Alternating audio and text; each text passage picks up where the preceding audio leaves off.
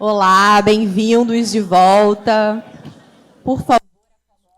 Again, welcome back. Please take your seats again so we may resume. I'd like to take this opportunity to tell all of you that on the back of your badges, you have the QR code with the complete program of the conference in 2 languages.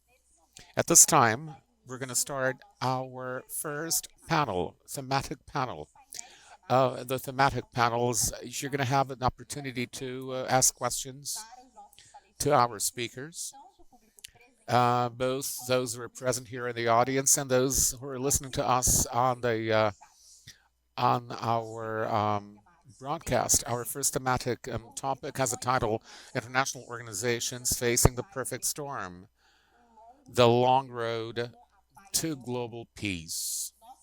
Our goal with this panel is to look into the role of international organizations in upholding peace and in the management of conflicts in the face of contemporary challenges. And we will constructively and fairly assess the effectiveness of these organizations to face these challenges. Hello, facing especially in view of the rising skepticism vis-a-vis multilateralism. To start our debate, it is an honor for us to invite on stage our moderator, Professor, USB Professor and Academic Fellow at SABRE, Professor Feliciano Guimarães. Thank you. And the speakers, the head of planning of Secretariat General of NATO, Benedetta, Berti, and the Brazilian diplomat expert in international security, Amena Yassini. And participating through video conference with us, we have the General Director for Global Agenda and Multilateral Relations of the European Service for External Affairs, Belén Martínez Carbonell. I wish you all a great debate. Thank you. Thank you, Adriani. Thank you all, ladies and gentlemen. It's a pleasure being here with you. I'm Feliciano, professor at USP, an academic fellow of SABRE, academic director. I'd like to welcome all the Brazilian and foreign officials and all of you in the audience. I see young people, international relations students, I imagine. It's a great pleasure to be here moderating this session. As Ariane just said, this is our first thematic panel. We're going to have 3 speakers, and then I'll ask questions to all of them, to both of them actually all 3 of them, and we'll open up for questions from the audience. You can get the microphone, please. Raise your questions briefly and succinctly so we can maximize on the time we have at our disposal. The topic of this panel: international organizations facing the perfect storm, the long road to global peace. I used to teach international relations for a long time, and I keep hearing that the multilateral system is in a state of crisis. And as I said before, among us, this is a common concept, a common notion that keeps resurfacing. It's part of the multilateral logic, logic of this multilateral system. The question is, in terms of security, are international institutions effective? Do they solve the problems to which they've been created? And the compliance of the states is a high. The states that founded these international organizations, do they follow the rules built for them? We have 5,500 organizations, international institutions, both public and private, in the world. How does a system that systematically is called into question as being in a crisis, how does it keep generating new international institutions, be they regional or global? Just to give you a context in which we can discuss these topics, we have here with us Ms. Belén Martínez Carbonell, the Director for Multilateral Affairs of the European External Action Committee, Ms. Benedetta Berti, the head of the policies of NATO, and the Brazilian diplomat Amina Yassini with us. I'll now give the floor to, first of all, to Ms. Belén Martínez Carbonell, who's here with us online for her welcoming remarks and her positions and ideas. Thank you. Uh, we cannot hear you, Ms. Carbonell. Good afternoon. I regret not being able to be there with you, but I know my friends Hikimura and Jose Ibanez are representing the European Union brilliantly.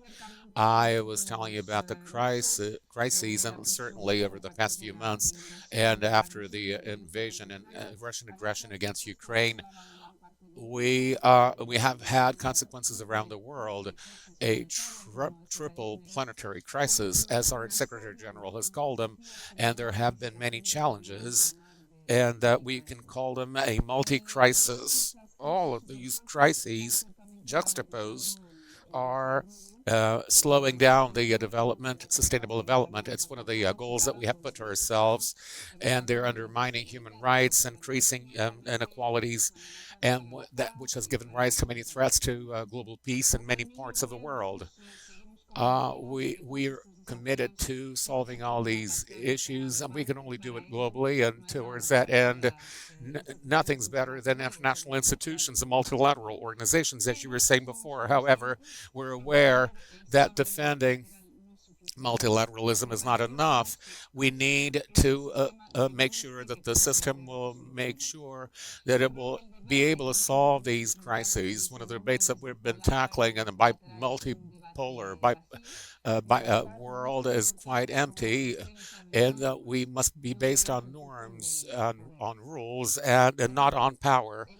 For example, the multilateral system has solved very well the Russian aggression against Ukraine, albeit imperfectly. We're aware of that, but the General Assembly of the United Nations has adopted six resolutions. And we add to this an important the resolution by a small country with a lot of imagination, without any previous knowledge, that has increased the work of the General Assembly and has vetoed and the debate passes on to the General Assembly. So it's evident proof that in times of crisis, the multilateral institutions can answer and update themselves and reform themselves. Another example of how they can respond in a brief way was the Black Sea group that has helped to manage the consequences of the crisis in third parties and the ones regarding food aid. How are we doing this from the European Union? How we cooperate with the United States? To give an example, the case of Ukraine, we have contributed, of course, to the Secretary General and their efforts in the Black Sea, but also we have our own initiative in order to follow it. So it's what we call solidarity lens that allowed Ukraine to export the 32 million tons of cereals, complementing a little bit their efforts of the initiative of the United Nations. So in order to reduce the price of food, globally speaking. And then the multilateral system is also in charge of crises of other parts of the world. For example, Sudan, where the last days we have OCHA has started to give humanitarian assistance. We also have Airway Bridge, another institution and bodies as the European Union can work with the United Nations for this. And the case for us that is a support for the peace missions of the United Nations and other 22 missions and peace operations for the European Union are together with the United Nations, particularly in Africa. We support their efforts and continue to support also to the missions of the African Union. And a general approach, and also how do we see the United Nations system? We have supported from the very beginning the vision of the General Secretary of our common agenda, and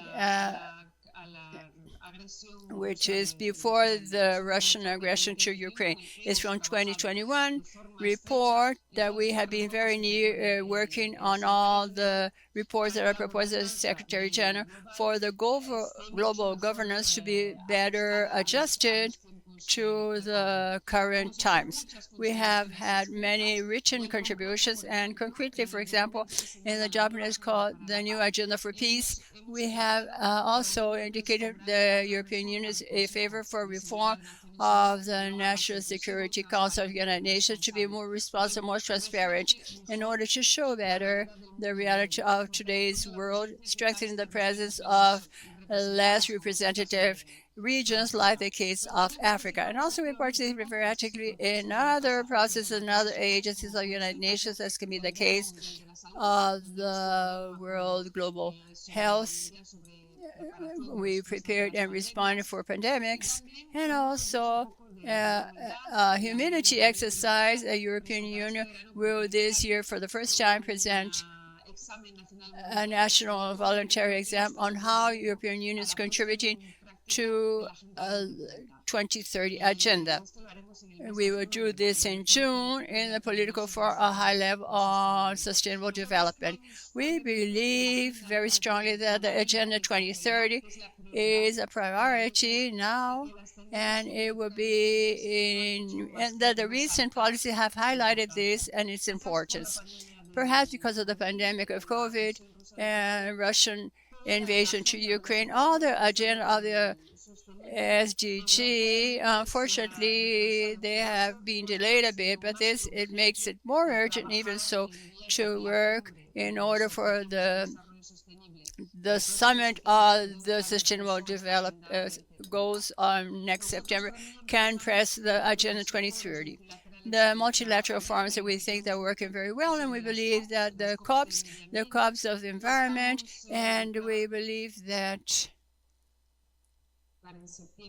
in September, during the General Assembly, it would be a good step to prepare for the COP of. These are problems with online, as we're all very, very knowledgeable about this after years of pandemic. I think we better continue. We go back for Mrs. Carbonell to finish her presentation when her internet is stable. Now I pass the floor to Benedetta Berti to give her presentation, and then we will try and check and see if Ms. Carbonell can contact. Okay, thank you very much. First of all, good morning to everyone. It's really, really a pleasure to be here at this important conference, and I'm going to try to share briefly some thoughts on the working question here, which is how is the multilateral system faring, and in what type of security environment we find ourselves. And let me start by agreeing with the framework of the panel, first of all. I do believe we are in a perfect storm. If by perfect storm we mean that we are facing parallel strategic threats and challenges that are all simultaneously important and occurring at the same time, and that is testing our resilience and our capacity. So yes, we are in the perfect storm in terms of the threats and challenges we face. We are also in the perfect storm because the system, the international order that was built after World War II and its institutions, it's under severe stress and pressure, partly because of the shifting global balance of power, being geostrategic or geoeconomically.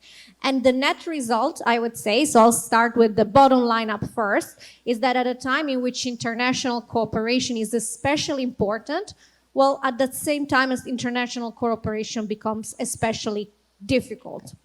And that's certainly not an ideal place to start. Maybe I will say a few words about how we see it at NATO, being an alliance of 30 countries of North America, representing North America and Europe. And I think we wholeheartedly agree with the starting point. For us, this is the most difficult, the most dangerous security environment we have witnessed since the end of the Cold War, if not before.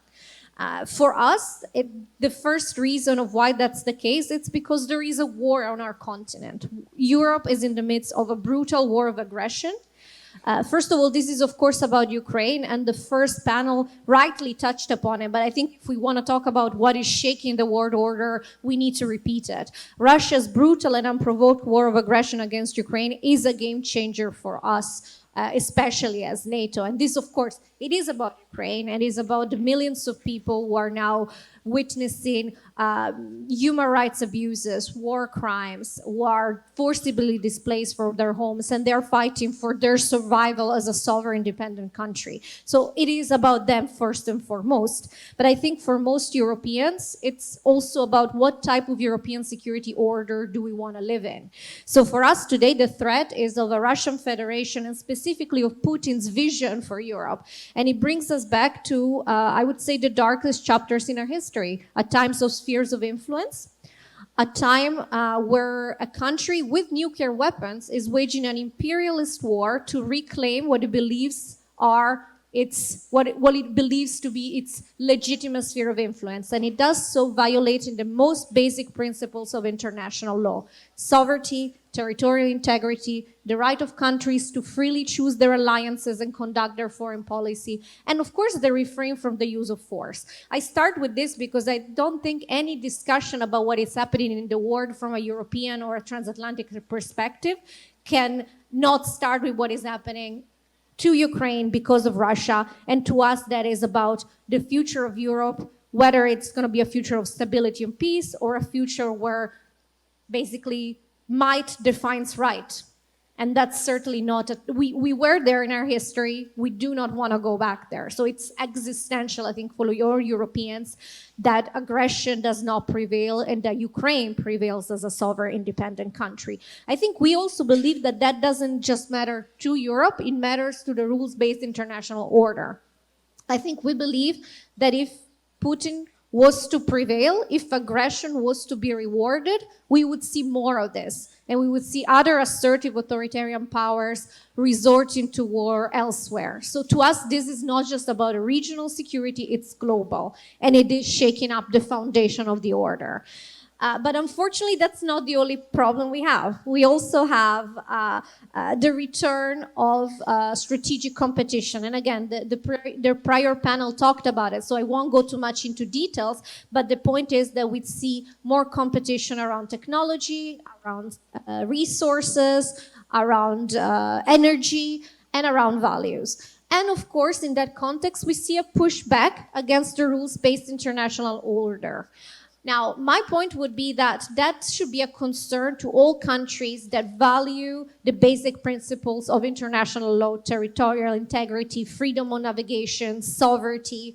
And that is not a way to say that everything in the post-World War II multilateral order is perfect. There is ample room for reform. There is ample room to revise, to strengthen, to make it more inclusive, more accountable, more transparent.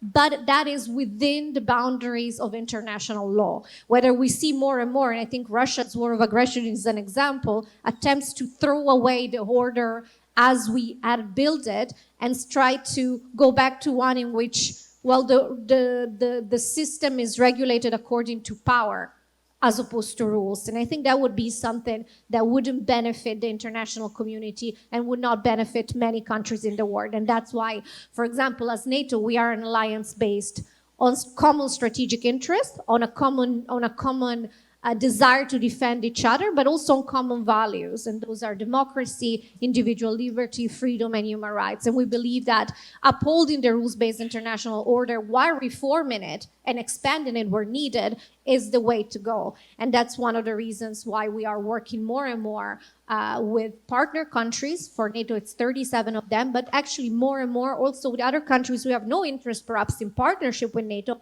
but with whom we recognize there is a dialogue to be had about how can we uphold the common rules of the road so that we are in a more stable and predictable security environment.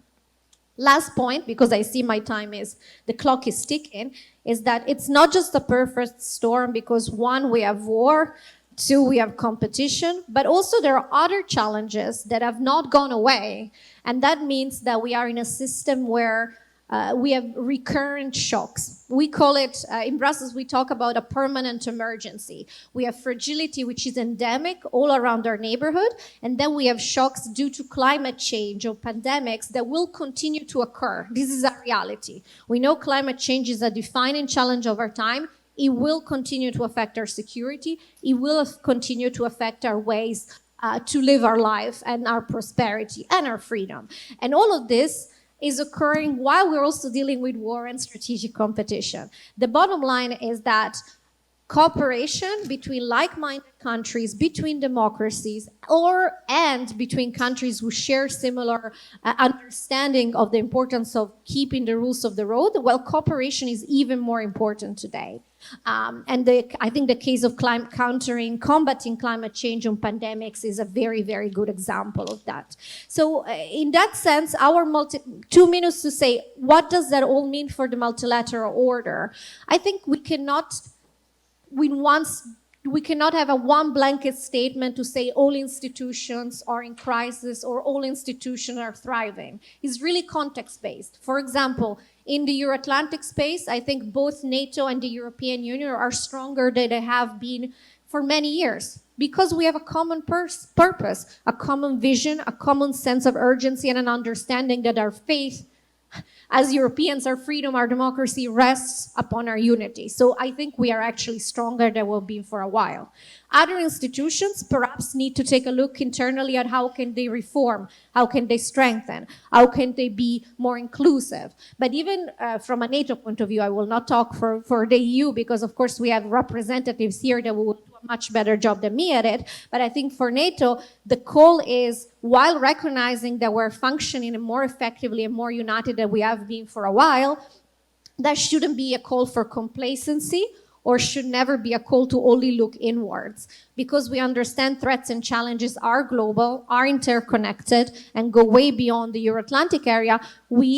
Even though we feel we are stronger and more united, we also understand that we need to engage more in cooperation with other states, but to be honest, also more civil society, more the private sector, more other stakeholders, because our world is very, very different from the world of diplomacy of the 40s and 50s where NATO was created. So in general, yes, we need more cooperation. We need to be flexible. We need to be aware of how the world is shifting, and we need to have, I would say, and that's a very, I think, perhaps obvious conclusion, but an important one. There is a case to work more and more with like-minded countries to support a rules-based international order and to make sure that aggression doesn't prevail, that the brute use of force doesn't prevail, and then we go back from a world in which the threat of a world of power as opposed to a world of rules is no longer with us. So yes, multilateral cooperation is complex. There is no alternative. And I'm confident that together we're going to weather this perfect storm. And time's up.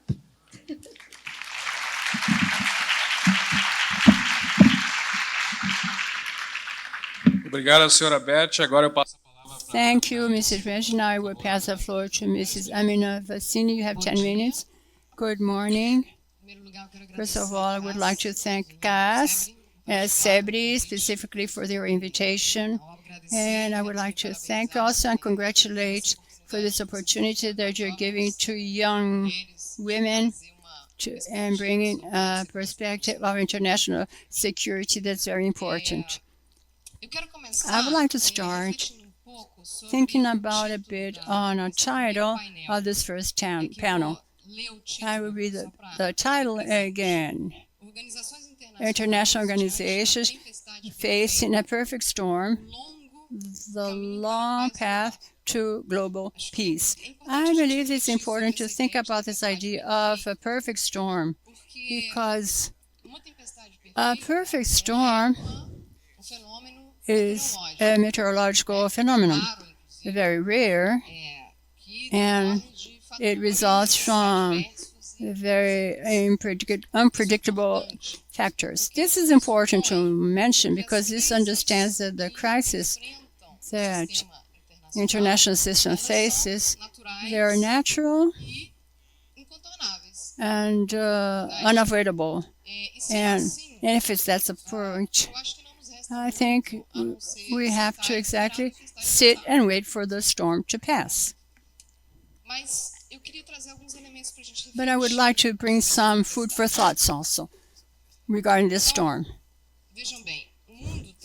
The world has today the greatest amount of violent conflict since the Second World War. So more than 100 conflicts ongoing, armed ones. 1/4 of the global population, that is 2 billion of inhabitants, live in countries affected by conflicts.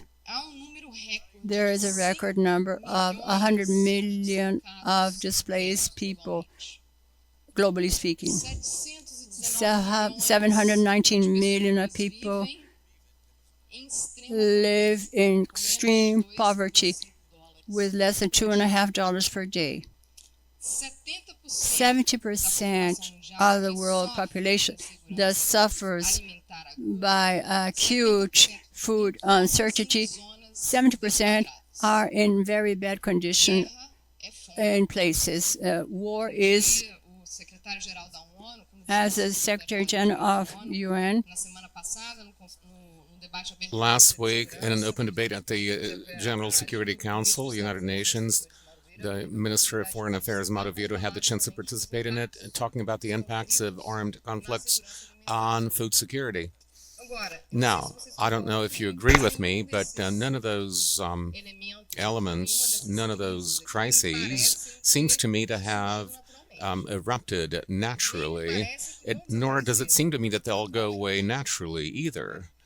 What I'm saying is, I'm talking about our agency capacity to act as agents, actually, and that makes us ask 3 questions that are quite crucial. One of them is, what international order do we want? Because we're able to negotiate an international order, the one we want, actually. Are we able to do it? The second question is, what role do we want to have? Do we want the international organizations to have so that they'll be effectively able to face these crises, these challenges? And the third question is, what road do we want to tread towards global peace? Because we understand it's possible to arrive at this destination. It is a long process, as the title says, but it's possible indeed. The first question is easy to answer because Ambassador Cozende has already presented the global order that Brazil hopes to engage in, and I'm obviously talking about the Brazilian perspective.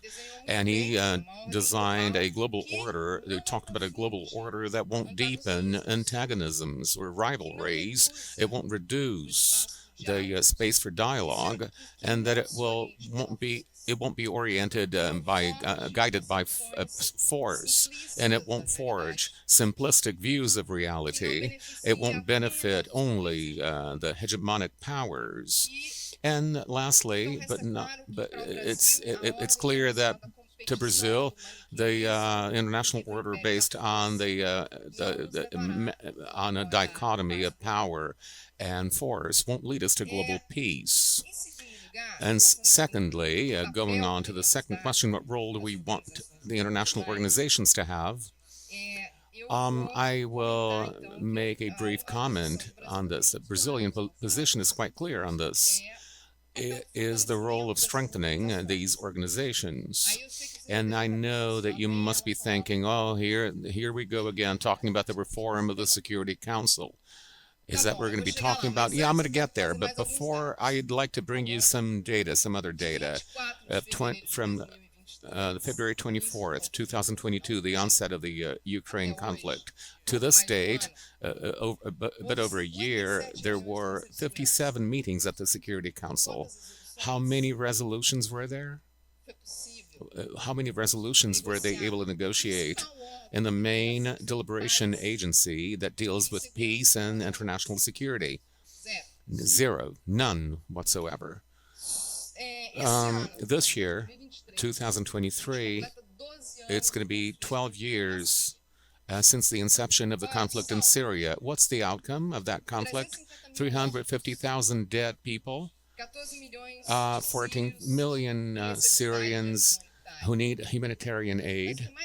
But what's most dramatic, 5 million children who have never lived a different reality other than armed conflict.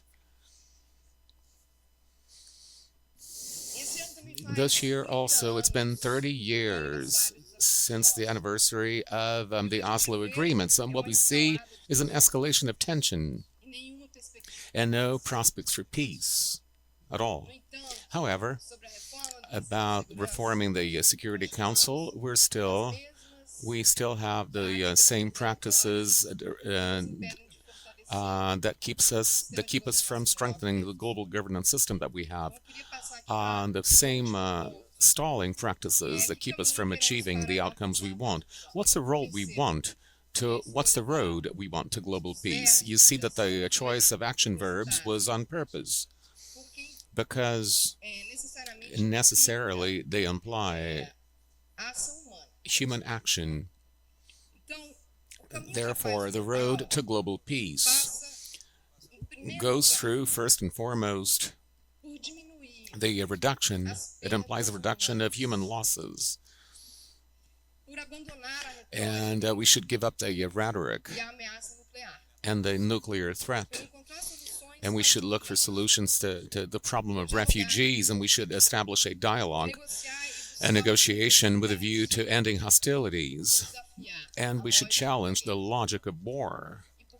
And we should struggle against disinformation. And we should include, lastly, the perspective of women in politics in general, and the prevention of conflicts and peace processes, because civilians, and for the most part women and children, cannot be treated as side effects, collateral damage of conflicts. They're the solution, not the side effects of the conflict, not the collateral damage. Half of the world's population must be provided with full citizenship, without which there won't be any process towards peace. I'd like to bring my remarks to a close by alluding to an aphorism. War is not politics. It's something politics must build and not destroy. That's something that we hold very dear in international relations. Thank you.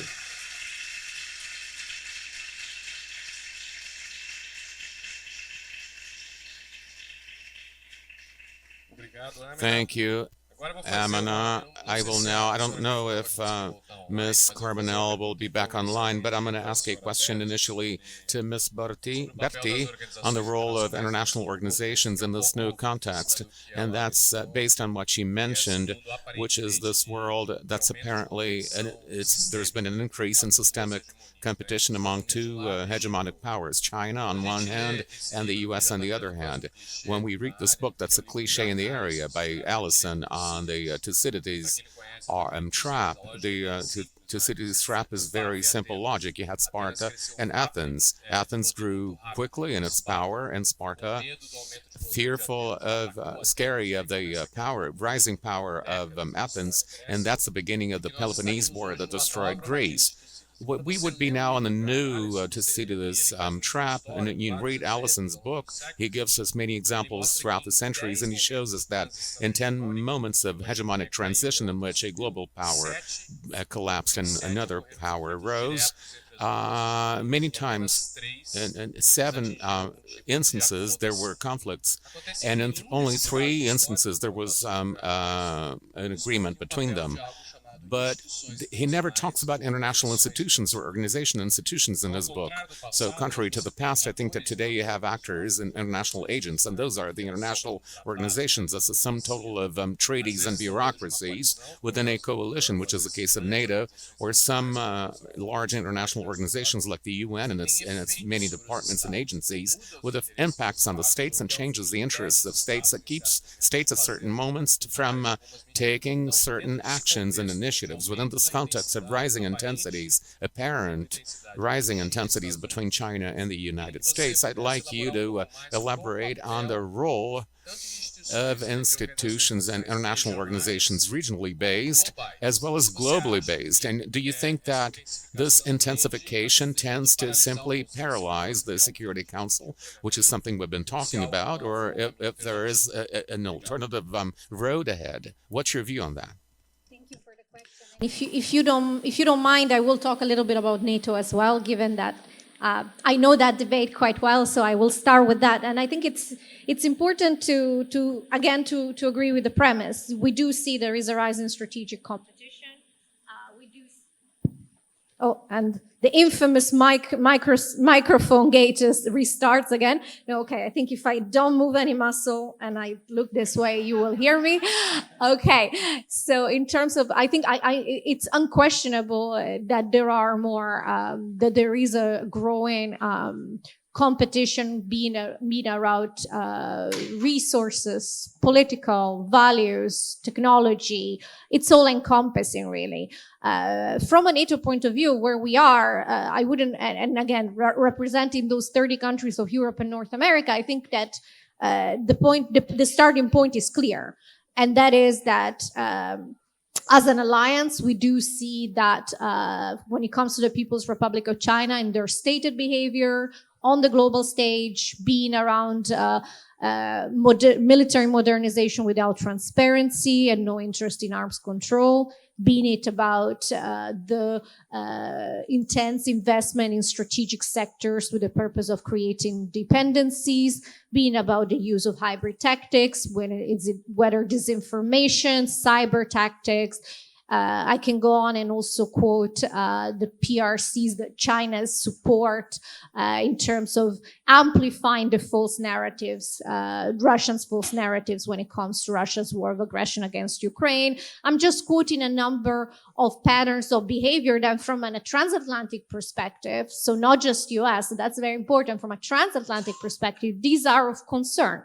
And we see those behavior, those stated ambition as a systemic challenge to Euro-Atlantic security. So for us, it doesn't come, what I want to say, it doesn't come from a place of bystander neutrality. It comes from a place we have a vested interest in a functioning rules-based international order where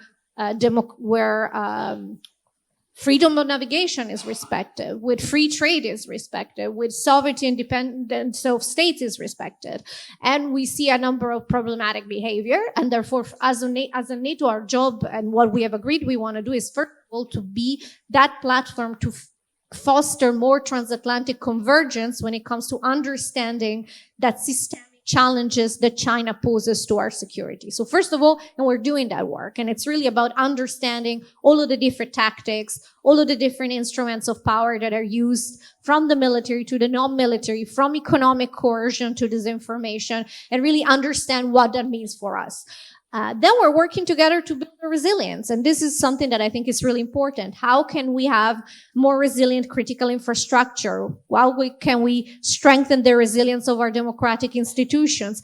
How can we together work to shore up and defend our democracies and our political systems so that we are able to engage when it is in our interest, trade when it is in our interest, but at the same time protect our values, protect our democracies, and take smart choices when it comes to diminishing risks, increasing diversification, and having a more sustainable relation. So just to say that it's not, I think at least where I sit in Brussels is certainly not, it's certainly not an issue where we are bystanders waiting to see. We're very clearly working with our ally, with the United States, to protect the rules-based international order in a context where it's more under pressure, including because of the PRC's actions. Obrigado, senhora Berti. Agora tem uma pergunta para Yassine sobre pouco em cima daquilo que da sua fala. Question now based on your talk to Ms. Yassine and international relations. We discuss about democratization of international relations or democratization of international institutions. Obviously, southern countries of the South, like Brazil, are geared to reforming international institutions. Like you mentioned this long goal of Brazil to reform the Security Council. Since its very inception, there's been a discussion in 1945 or 6. Brazil almost became the 6th member of the Security Council.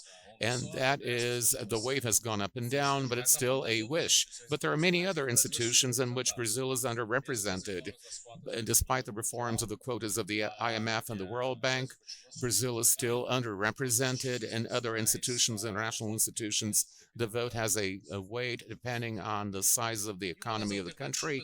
And one of the choices that the southern countries, especially Brazil, has had is to create international institutions that are relatively alternative. That's what happens to BRICS and to the New Development Bank, which is a byproduct of BRICS, and CRA, which is a byproduct of BRICS. In these institutions, the weight of the countries of the global south is higher than in traditional international organizations. That's an example at international institutions, even when they're blocked in relation to reforms, you can create other international institutions that poise as an option that they don't destroy those previously existing international organizations, but rather they create new fields of action. In this, I would like you, in this new arena of international relations, I'd like to elaborate on the wishes of a country like Brazil in the global south for reform and democratization of the international order, especially international organizations. Thank you. Thank you for your question. I think that is a crucial question.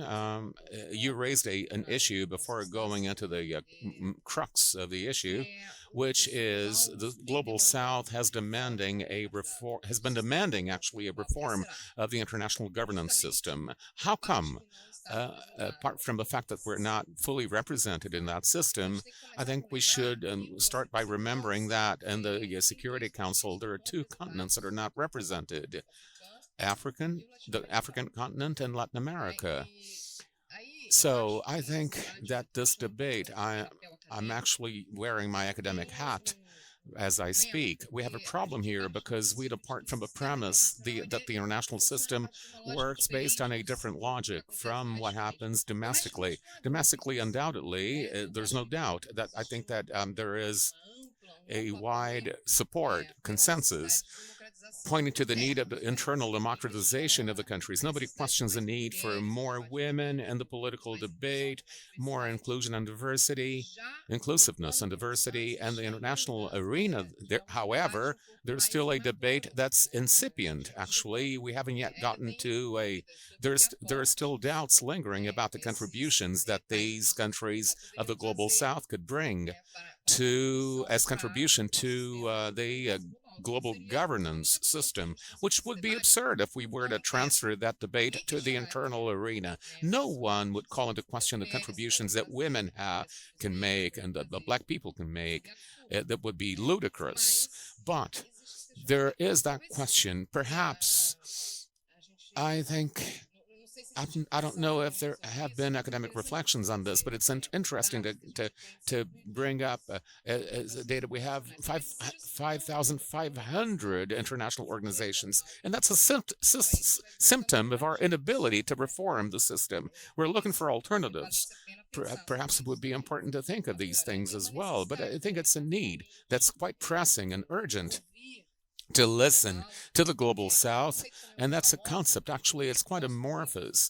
I like it very much, but at any rate, it translates into this idea that we must, at the international level, there is decision-making capacity to bring new perspectives to the game. There should be no doubt about this. Thank you. Thank you, Amina. We have received some online questions. I'd like to, we have 15 minutes. I'm going to read a question. I think that it's good for Ms. Berti. And then whoever wants to ask questions, please just raise your hand and I'll be able to identify you from here. And then you're going to get your microphone to ask your question or make your comment. The first question, online question to Ms. Berti, is a bit general. It's quite general, but it's a good question. Multilateral cooperation is key for international organizations to tackle the perfect storm. In one word, what is missing for multilateral cooperation to thrive, in your opinion? One word. One word. In one word. That's a challenge. É desafio. Palavra. Eu acho. It goes field by field. There are fields in which, despite the fact that there are significant strategic differences and competitions, there are fields in which cooperation is still advancing. Think about climate. There's many, many things that could go better, but there's still some advancements. There are other areas in which, as already our moderator mentioned a few times, the fact that we are in a time of strategic competition in which we have radically different visions for the future of the rules-based international order, well, that comes in the way. For example, again, I have to return, and I will do that, I promise, in almost every question, to the fact that we are in Europe, there is a midst of a war of aggression. That, of course, affects any ability that we could have had to have a dialogue of a cooperation with the Russian Federation. That's clearly affected by the fact that they are engaged in a war of aggression, and that's just one more reason why we are so committed not just to support Ukraine, but to support Ukraine so that it can prevail as a sovereign, independent country, and so that Russia can seize that war of aggression. And hopefully, this will be the beginning of a long and I think rather painful road towards reestablishment of some type of relation, which is certainly not in the cards today. So, in other words, yes, politics gets in the way, and sometimes for good reasons. Because, for example, today, I would say any type of active engagement with a country which is engaged in war crimes of that type of violation, of that type of scale and size, would simply be unthinkable for all of our member states, and I think for very good reasons. So first, we need to tackle the root cause, in this case, this war of aggression, and then we can open up a series of other important discussions. And I can take that logic and apply it to other areas in which international cooperation isn't progressive the way it should. Thank you very much. Now I'd like to... queria abrir para... Now I would like to open to the floor. Questions, please identify yourself and ask a brief question. Good morning to all of you. I'm Felipe Figueiredo. I would like to ask a question to Benedetta, Berti. Professor Feliciano de Sá Guimarães, he mentioned the trap of Thucydides, the idea of a possible tackle between the United States and China. Last week was commented the possibility of opening an office of NATO in Japan, which brought a comment from China. The first minister of China from you said it's a possibility, which is understanding the current possibility of the expansion of NATO in the Indo-Pacific. Thank you. Let's have some more questions, please. Thank you. As our colleague Jacini is analyzing the title of the panel, I also analyzing the title of the panel would like to make a comment. Eco Felicio, General Counsel of Mexico. The fact of international relations do not consider an approach, a point of view that would deal with it's a good business. And then I'm not going to say that everything has to be reformed, but the international body should consider this. War is business. And if it is a good business, we could have many panels like this one, and things won't change much. Thank you. Thank you. One more question, and we will pass now to the comments. Good morning, Vitor Cabral, and National Relationship Book. We talking about the extreme right rivalry in Brazil and the rest of the world. We see this as a global process, maybe in Europe now, with a new election in Turkey, and this arrival of Vox in Spain, and the funding of the extreme right by network, our liberal network of Latin America, and all the process of mining democracy internally in the countries, and this transition process towards international politics. Mainly from Mrs. Berti and Mrs. Yersini, how you see measures to contain the advance of the extreme right in the world and the process of destruction of bilateral bodies and our current legislation.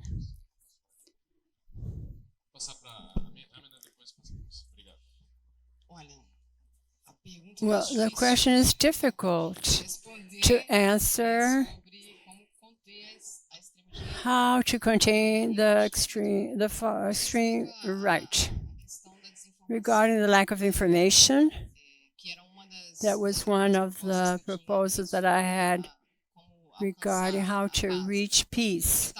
Surely, lack of information is a great challenge we have to face.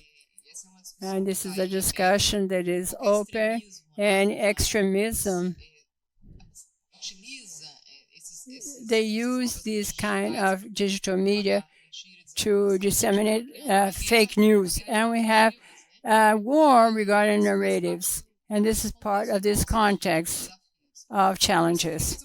I would like to have a comment regarding the question that was, unfortunately, I didn't remember his name, about, I cannot say a lot about war being business, but I can talk about diplomacy. You talked about cooperation. If I had a word to answer, I'm a diplomat. If I didn't believe in diplomacy, I should change my profession. But my word is diplomacy. But I would like to mention that map there for you to give a look to Latin America. You look at Latin America and say, that's a paradise. There are no conflicts, geopolitical conflicts, so you can talk about diplomacy as if this was a fact. This was all reached, obtained, built. We created, have a free zone free of nuclear weapons. This was not obvious some decades ago. We had some things here. Não é sorte. So it's not luck, it's diplomatic work. So there was a diplomatic decision to use nuclear technology for Pacific reasons, exclusively here in Brazil. And we dominate the uranium cycle. It was a difficult decision, mainly when it was done. So this reasoning that it's easy, we are very accustomed with this. It's luck, it's easy, and it's very important to bring a feminine understanding from this debate. Nothing is easy. It's true that Latin America doesn't have other problems related to ethnical reasons and so on. And religious ones, it brings some similarity to the region. Okay, but to say simply that it happens. So, and this was negotiated, other frontiers were negotiated. When we talk about dialogue, people don't understand this because they don't understand where we come from. Diplomacy in Brazil has brought a lot of our contribution to the region. Very, very important. We want to talk about dialogue because this is our way of being in politics. There's some other countries that can also have the luxury of not using this political tool, but this is not our case. So when we had the opportunity, we chose to have a dialogue. Thank you. Mrs. Berti, please. I believe there was a question for me about NATO's partnerships in the Indo-Pacific. So just for context, NATO, as I mentioned before, as an alliance has roughly 37 partner countries. They are around the world. Those are countries that are not actually members of the alliance, but have an interest in having political dialogue with us, so sharing exchange of information, having a diplomatic relation, and also practical cooperation. So out of those 37, of course, the majority is in our neighborhood, being in Eastern Europe or in the Middle East and North Africa. But more and more, we have also interest from countries that are farther afield. In Latin America, Colombia is a NATO partner country, and in Indo-Pacific region, we have four partner countries: New Zealand, Japan, Korea, and Australia. With those countries, we again have two tracks. One is political consultations, because we recognize that our security, there's many threats and challenges that we face that are not bound by geography. Again, terrorism, climate change, cyber, hybrid threats, and we have a cooperation, a dialogue with this country around these common challenges. And then we also have practical cooperation with each country depending on what their concerns are, what their expertise, what their interest is. So it's a mutually agreed agenda. With our partners in the Indo-Pacific in recent years, we've been building up our contacts because because we recognize more and more that there are connections between Indo-Pacific and Euro-Atlantic, and that security developments in our region definitely have a direct impact on the Indo-Pacific and vice versa. So with that context, we are also strengthening our relationship with Japan, and that's the incipit, that's the idea behind having a diplomatic presence on the ground for NATO. Of course, I think it's a little bit of a stepping a few steps, interpreting this as NATO changing its mandate, changing its nature, or developing a military presence in the Indo-Pacific. This is not what it is about. It's about strengthening the partnership. The alliance remains very clearly an alliance for its members, which are European and North Americans. And the purpose is to ensure our collective defense. But because threats and challenges we face are more global, we also have to be more globally engaged, being in dialogue or in cooperation. So that's the reason behind the Tokyo office. And if I may, just a very short, not a comeback, but on the broader question about war as a business, we could talk about it a lot, but I just would like to question the notion that there is an equivalence here between the parties fighting. Russia decided to attack a sovereign independent country and to start a war unprovoked. Ukraine, it's trying to defend itself. If Russia stops fighting tomorrow, well, we have peace, and that would be fantastic. If Ukraine stops fighting tomorrow, there is no more Ukraine. So this is not an equivalence, and that is why we are very clear that we have to support Ukraine to exercise its right of self-defense. First of all, because it's what's right, but what is morally right, but it's also the only recipe to have a long-lasting, sustainable peace is to have a peace that is founded on principles of justice. And in this case, justice has to be that Ukraine is able to prevail as a sovereign, independent country. So there is no equivalence between the two sides, and I think we need to keep that very much present when we talk about this war. Not crisis, but war. Thank you.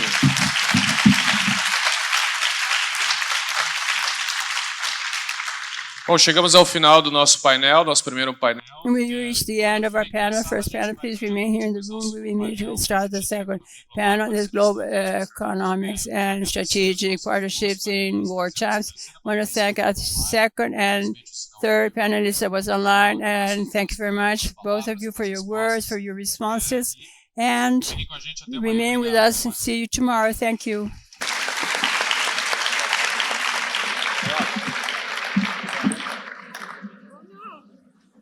Excelente, muito obrigada. Excelente. Thank you very much. Excellent first thematic